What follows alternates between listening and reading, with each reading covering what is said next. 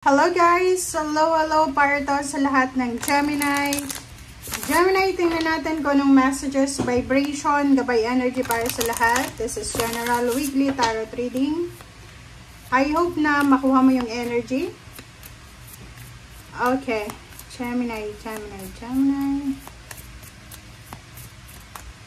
Okay, first card natin, Gemini, is Lord YYZ. Okay, accept and send healing. You are a being of the universe. So, eto Gemini, ay kumbaga, it's a manifestation ng accept and sending healing. Yung Six of Pentacles siya. Okay? So, ibig sabihin, sa linggong ito Gemini, sobrang balanse ang kumbaga buhay mo. Emotional and financial. You will receive and you will accept blessing and healing. Okay. Next card tayo.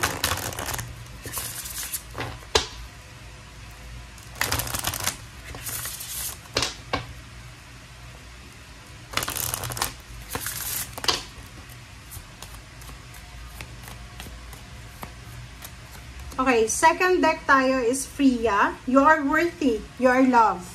So, marami kang marirealize sa linggong ito, Gemini, na posibleng magbibigay boost or tataas yung kumbaga confidence mo dahil dito. This week, sinasabi ng barahan na marirealize mo, mararamdaman mo na you are worthy, you are loved, maraming nagmamahal sa'yo, maraming karapat-dapat na biyaya ang posibleng matanggap mo, and worthy ka ng pagmamahal, worthy ka ng blessings, worthy ka ng lahat ng pagpapala dito sa mundo.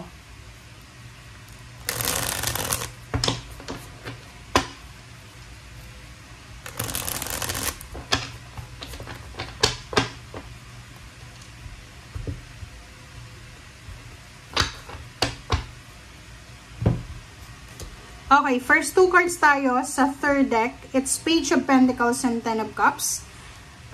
Gemini, comment down below if you resonated. Kasi if you're planning to get married, if you're planning to commit to a serious relationship, sinasabi ng baraha sa'yo na kung kailangan mo ng pera, isang, kumbaga, balance, financial balance ang darating sa'yo, Gemini. So, in terms of wedding, anniversaries, basta intimate siya, sinasabi ng baraha sa'yo dito na makakatanggap ka ng, like for example, financial help or emotional help sa mga binabalak nyong pagpapakasal or wedding anniversaries. Okay, yung iba din sa inyo, Gemini, if you're single, sinasabi ng two cards na yan na huwag ka munang magmamadali na magpakasal, na mag-asawa. As much as possible, kailangan mo munang, kumbaga, pag-ipunan itong planong pagpapakasal, pagpapamilya, pagsisettle down. Kailangan mo munang secure yung finances bago ka gumawa ng kung ano man na aksyon tungkol sa pagpapakasal. Wow!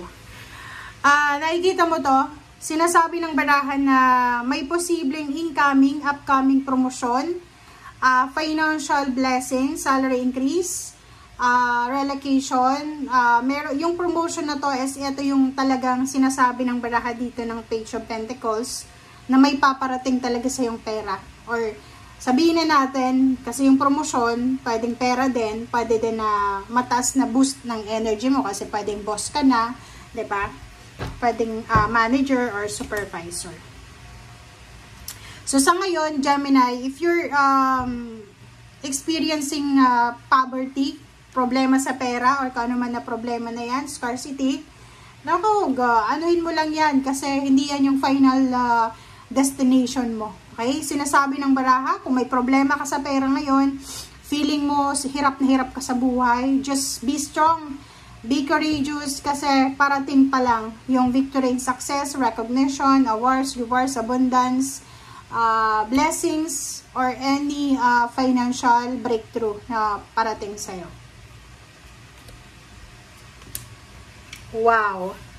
Nakikita mo to, Gemini, isang nakaka-excite na contract signing, isang exciting na balita ang posibleng matanggap mo. So, it's a good karma. Sinasabi ng baraha, maybe this is the celebration message or is a confirmation of celebration. Confirmation of justice, yung balance talaga. Pwedeng yon, contract signing, visa, basta papabor sa'yo, a-align sa'yo ang lahat. So, sobrang magiging excited ka dito.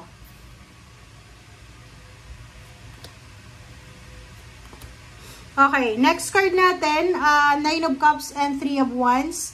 Meron ka Gemini na hinihintay.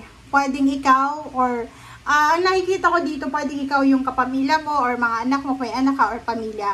So, pwedeng isa kang OFW or kung hindi ko alam kung ano yung trabaho mo sa ibang bansa or kung ano yung ginagawa mo sa ibang bansa or sa ibang lugar na kailangan mong sumakay ng eroplano. And dito sinasabi na yung pamilya mo ay excited nang makita ka. So, pwedeng ikaw yung homesick na or pwedeng sila yung homesick na excited na sila para sa pagdating mo. Paki-comment sa comment section if you resonated dito. Last card mo is the Sun. Etong the Sun ito ay napakaganda kasi unang-una, sinasabi ng the Sun na siya ang pinakamasaya sa lahat ng tarot. Okay? So, ibig sabihin, sinasabi ng Gemini na to na siya ay makaka-experience ng pinakamasayang selebrasyon, pinakamasayang linggo, pinakamasayang araw, pinakamasayang taon sa buong buhay niya. Okay? So, etong the Sun is illumination. So, halimbawa, for the last few years, sobrang madilim yung paligid mo. Ang daming confusion, ang daming trials, ang daming hardships, ang daming kumukontra, ang daming umaaway, ang daming negativity, drama, or anything. Dito sinasabi na yung parating sa'yo, tingnan mo to, pwedeng may kakasal, pwedeng may kontrata, may visa, good health, financial balance, promotion, salary increase, relocation, new car, travel, 'di ba? So, ang dami-dami na darating sa'yo sa future mo. So, talagang yung mga barahan, hindi siya nagsisinungaling. Sinasabi sa'yo na kung ano man ang pinagdadaanan mo sa ngayon, daanan mo lang yan. Kasi hindi pa yan yung final destination mo. Kumbaga, ano pa lang yan hindi ka pa nga nagsisimula, 'di ba? Parang ano pa lang yan, pre-trial pa lang. Okay, so the Sun, you will be super happy, contented, satisfied, accomplished. And hindi lang ikaw, kundi lahat ng miyembro ng pamilya mo. And at the same time, Gemini, ikaw ang, kumbaga pag dumating ka sa isang location, ikaw yung nagbibigay liwanag sa, like ikaw, homesick na yung family mo sa'yo kasi, namimiss na nila yung presence mo, yung pagiging joker mo, pagiging masayahin, na ikaw yung nagbibigay ng kaligayahan or liwanag sa pamilya. Okay? Thank you guys for watching and see you again. Bye!